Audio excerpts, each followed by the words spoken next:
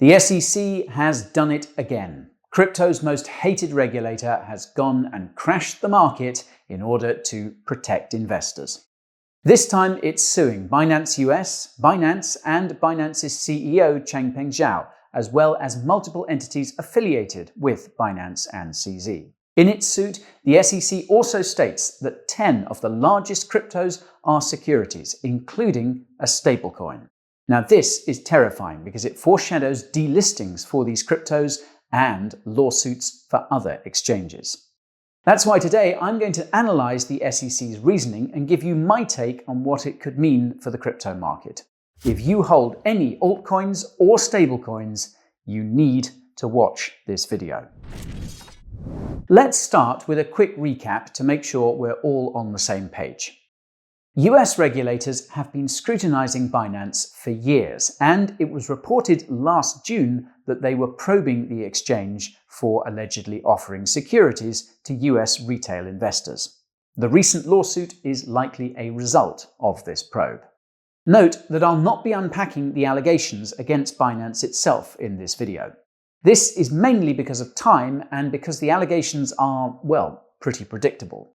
So, this video focuses exclusively on the SEC's reasoning around the cryptos it referred to as securities in the lawsuit. This is arguably more important. Now, for anyone unfamiliar, the Securities and Exchange Commission, or SEC, regulates assets, such as stocks, that are classified as securities. The SEC determines which assets qualify as securities using the Howey test, a legal precedent set over 100 years ago. It consists of 4 criteria. Keep these in mind. 1, an investment of money, meaning you buy it with money. 2, in a common enterprise, meaning that the price action of the asset is the same for everyone who invested. 3, with a reasonable expectation of profit, meaning that you're expecting to make money from investing in the asset. And 4, derived from the efforts of others, meaning that the expectation of profit is coming from an identifiable third party, be it an individual, institution, or some combination of both. Now, obviously, almost every cryptocurrency meets the first 3 criteria. It's the 4th criterion where things can get complicated. That's because sometimes it's not easy to identify a third party that's creating an expectation of profit for a particular coin or token. These are, quote, sufficiently decentralized. Now, this quote comes from former SEC Director Bill Hinman, who said that ETH was not a security because it was sufficiently decentralized. The crypto industry has been wondering what that means ever since, and we could soon have an answer on that front. That's because Ripple managed to force the SEC to disclose related documents. For now, though, the crypto industry continues to rely on the SEC's reasoning in its lawsuits against the industry to try and understand how it measures the 4th criterion of the Howey test. If you've watched our videos about these lawsuits, you'll know this reasoning ranges from strict to nonsensical. The reason why the SEC's suit against Binance is so significant is because it claims that 10 of the largest cryptocurrencies are securities, specifically Solana, Cardano, Polygon, Filecoin, Cosmos, the Sandbox, Decentraland, Algorand, Axie Infinity, and Coti. It also names BNB and the BUSD stablecoin as securities. Now, to be clear, the SEC hasn't sued any of these crypto projects, at least not yet. Even so, it increases the risk that these cryptos will be delisted from US exchanges out of caution. It should go without saying, but you should be keeping any cryptos you're not actively trading on your personal crypto wallet, especially during times like these. The safest crypto wallets are hardware wallets, and you can get discounts on the best ones at the Coin Bureau deals page. Link is in the description. Now, the first crypto on the list is Solana's Sol. The suit's authors provide a brief description of the project and then point out that Sol can be staked and that a portion of all transaction fees are burned. They point out that Sol was sold across various ICO rounds, apparently with approval from the SEC. They take issue with the fact that Solana Labs worked with crypto exchanges like Binance US to get Sol listed.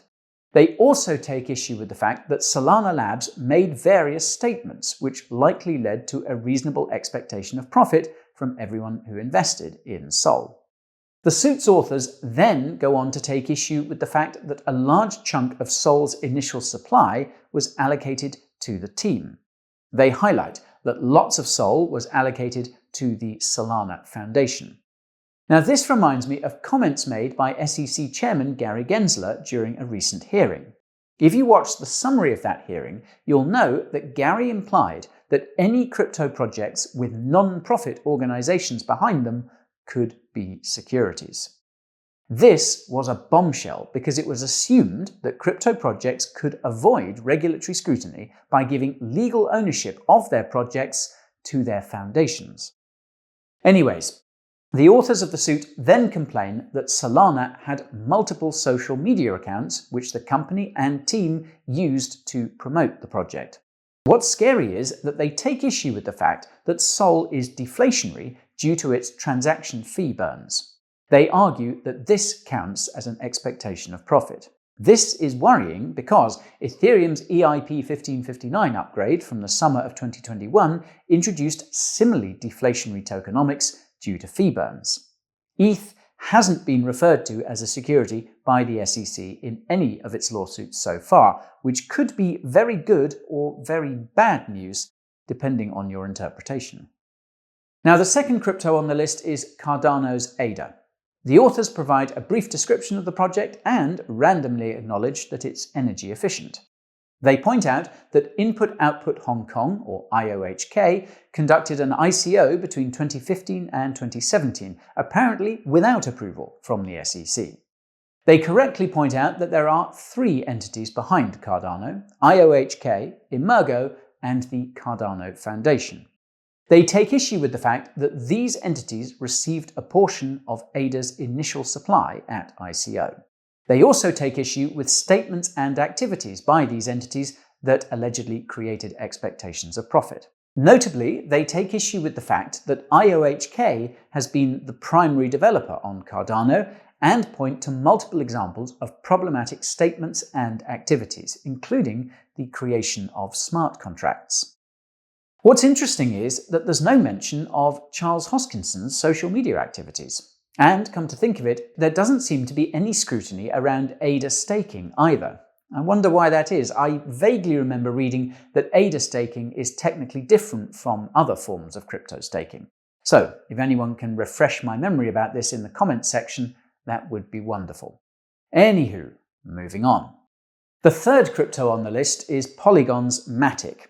Now, this one isn't all that surprising, considering that one of the project's co-founders literally told US media that the company wouldn't be issuing a stock because it already had the Matic token.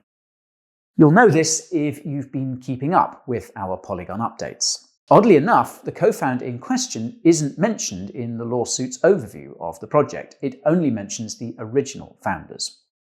The suit's authors point out that Polygon conducted multiple Matic sales and seem to take issue with the fact that one of these sales took place on Binance itself. Naturally, they take issue with the fact that Polygon announced that it would be selling massive amounts of Matic to fund its development, that a part of Matic's initial supply went to the team, and that the team frequently talked about Matic's price. Funnily enough, the suit includes a quote from the same fireside chat where one of Polygon's co-founders tacitly admitted that Matic was akin to a stock in Polygon, but it provides a much less damning quote as evidence. The authors also seem to have misspelt the co-founder's name. Classic SEC. And finally, the suit's authors take issue with the fact that Matic also has a fee-burning mechanism. They specify that the deflationary aspect is problematic as it creates an expectation of profit. Say, it's almost like ultrasound money is not allowed in a hyperinflationary financial system. Who would have thought? Anyhow, the fourth crypto is Filecoin's Phil. Now, this one also isn't that surprising because there have been warning signs that the SEC had Phil on its radar in recent weeks. You'll know this if you've been keeping up with our summaries of all the crypto hearings. Filecoin was mentioned as a security in one of them.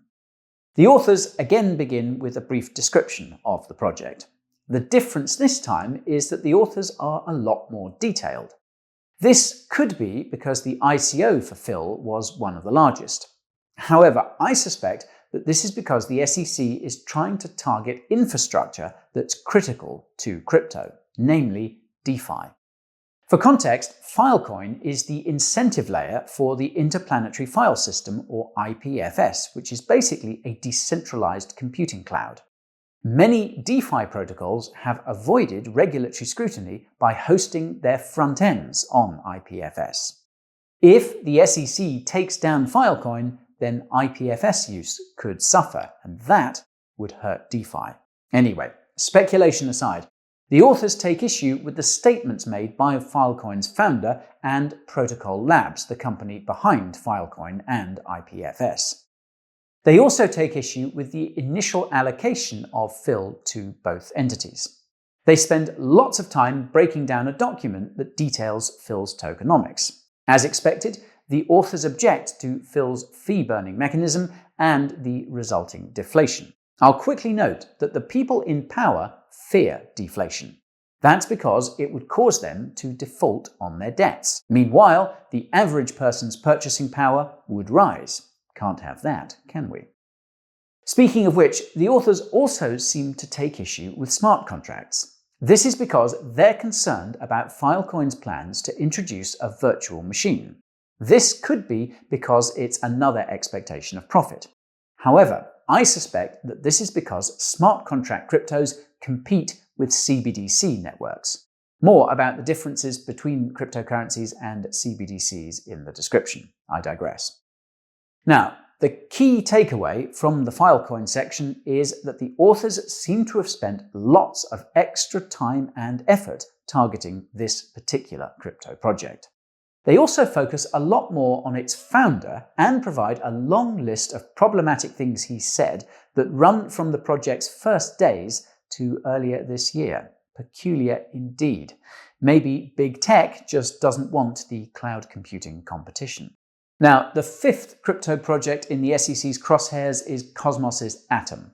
In their description of the project, the suit's authors note that Cosmos provides, quote, services to the blockchains connected to it. For reference, Cosmos recently introduced interchain staking.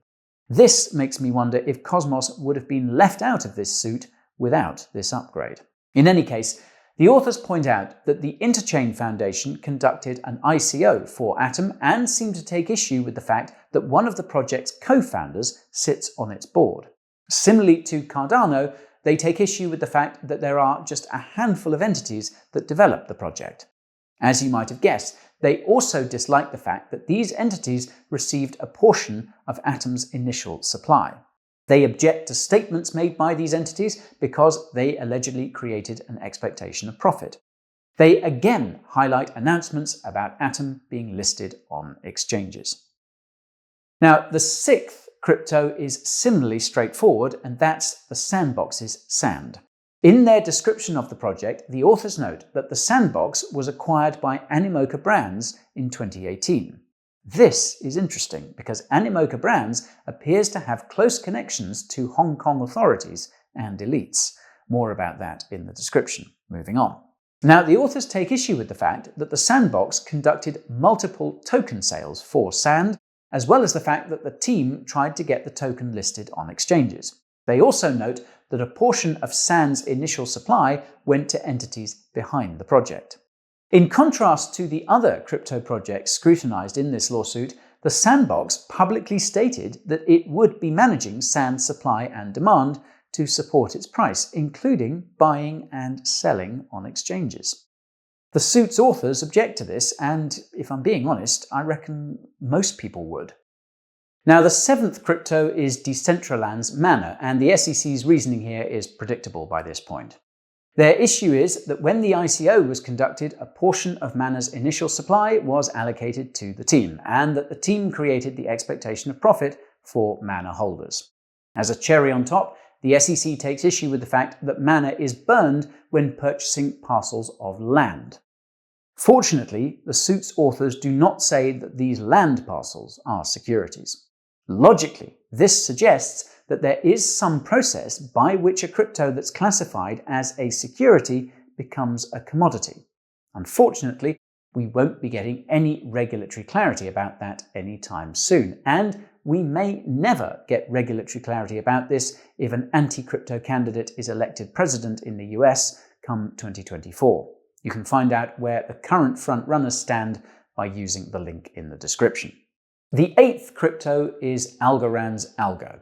Now, if you've been keeping up with our analysis of the SEC's reasoning, you'll recall that the regulator referred to Algo as a security in its recent lawsuit against Bittrex as well. Not surprisingly, there are lots of similarities in this lawsuit, but also some differences. For the similarities, the suit's authors focus on the fact that the Algorand Foundation bought back most of the Algo sold during the ICO at 90% of the price. They spend a lot of time talking about why Algo is a security. As I mentioned in the Bittrex suit video, this could be because Algorand competes with CBDCs. For the differences, meanwhile, there don't seem to be many, and there weren't really any that stuck out to me. This makes sense considering that the SEC wants to be consistent in its reasoning for the same cryptos. This is ironic considering that the SEC has been inconsistent with its reasoning between different cryptos. Ah well. Now, the ninth crypto is Axie Infinity's AXS. What's odd is that the authors have an issue because AXS was sold for different prices to different investors. They also pointed this out for the other projects, which is odd because it could mean that the investment was not in a common enterprise. But then again, I'm not a securities lawyer. Anyway, I couldn't help but notice that the author's analysis of AXS is surprisingly short compared with that of the other cryptocurrencies. It consists of the predictable pain points: ICO sale, initial allocation to the team, and comments and actions by the team that created expectation of profit for AXS holders. The only unpredictable pain point present is the fact that Axie Infinity wasn't finished at the time that AXS was sold. The selling of a crypto prior to a project being finished is something the SEC has brought up before, yet it's something that it didn't seem to scrutinize as much with this particular set of cryptocurrencies. Anyway, the 10th crypto is Coti's Coti, and the author's breakdown is as short as the one for AXS. What's strange is that Coti isn't as big as the others, which begs the question of why it was included. I suspect the answer has to do with its relationship to Cardano. Coti created the decentralized stablecoin, JED. Now, call me crazy, but the SEC's targeting of Coti could be additional evidence that it's going after DeFi-related crypto projects. After all, DeFi is direct competition for the traditional banking system, and Gary happens to have spent most of his career at Goldman Sachs. Don't worry though, I'm sure he'll be objective. Anyway, in all seriousness, there are two more cryptos we need to cover, and those are BNB and BUSD. BNB's designation as a security is not at all surprising. If you've watched our video about it and the other exchange tokens, you'll know that they are effectively exchange stocks, complete with buybacks and burns. The only eye-opening thing about the author's analysis of BNB was that they have evidence that US-based investors participated in the ICO. They also have evidence that Binance employees based in the US made bank from their BNB-based compensation. On that note, Binance employees were allegedly encouraged to buy and hold BNB. I dare not consider the damage that will be done to these employees if BNB's price plummets. Now, this seems guaranteed if BUSD goes down. If you watched our video about stablecoin market caps, you'll know that's because BUSD is used primarily on Binance and in BNB's DeFi ecosystem.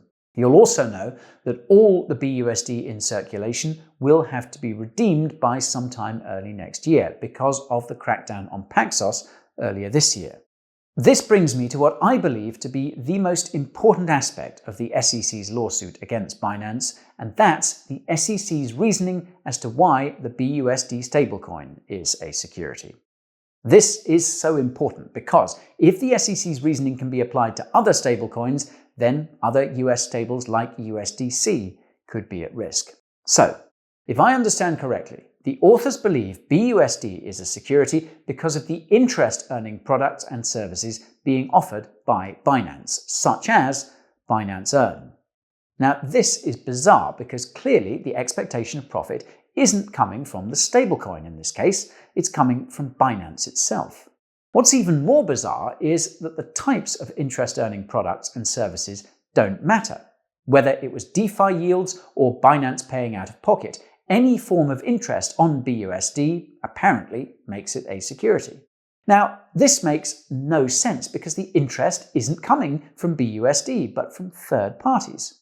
In the author's own words, quote, BUSD investors' expectation of profits came from the potential for direct interest-like payments made by Binance, in part from the proceeds of deploying BUSD investors' capital. But again, this makes no sense because this interest is not inherent to BUSD itself. To add insult to injury, the authors imply that even the trading incentives offered by Binance for BUSD pairs makes it a security. The only way this makes sense is if the branding of BUSD, Binance USD, somehow plays a role. In classic SEC fashion, this is not clear whatsoever. So, what does all of this mean for the crypto market? Well, as I mentioned in the introduction, the Binance suit itself foreshadows lawsuits against other major crypto exchanges. And, as it so happens, Coinbase received its papers while we were putting this video together. All I'm wondering is whether we're going to see any lawsuits against crypto projects. As much as the SEC has huffed and puffed, it hasn't blown the house down on any particular crypto. Heck, it hasn't even beaten Ripple, and it's been over 2.5 years since that battle began. The absence of additional lawsuits could be because the SEC is hoping that it will win the Ripple case. If it does, it would set the precedent the regulator needs to go after other crypto projects. Every altcoin is a potential target. Gary has mentioned many times that the only crypto that isn't a security is BTC. Now, of course, the one that everyone is worried about is ETH, especially after the SEC's reasoning in this lawsuit. There was an ICO, a portion of ETH's initial supply went to the team, companies like Consensus and non-profits like the Ethereum Foundation have promoted the project, and ETH is also deflationary. The biggest sin of all. The thing is, it's hard to see which entities the SEC could sue. Consensus and the Ethereum Foundation are by no means the only entities that have been promoting Ethereum.